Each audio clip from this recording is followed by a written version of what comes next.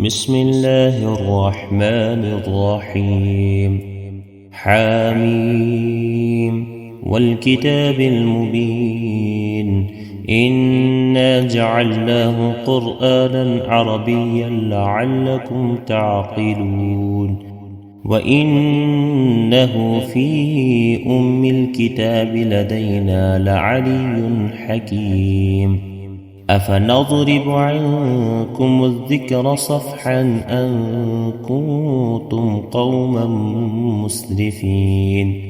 وكم أرسلنا من نبي في الأولين وما يأتيهم من نبي إلا كانوا به يستهزئون.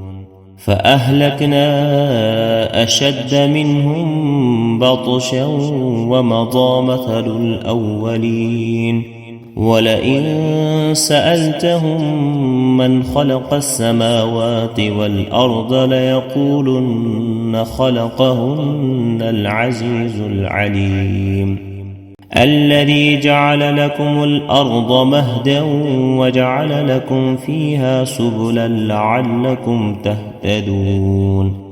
والذي نزل من السماء ماء بقدر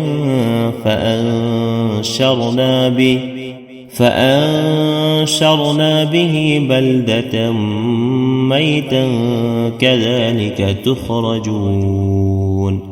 والذي خلق الأزواج كلها وجعل لكم من الفلك والأنعام ما تركبون لتستووا على ظهوره ثم تذكروا نعمة ربكم إذا استويتم عليه وتقولوا سبحان الذي سخر لنا هذا وما كنا له مقرنين وإنا إلى ربنا لمنقلبون. وجعلوا له من عباده جزءا إن الإنسان لكفور مبين.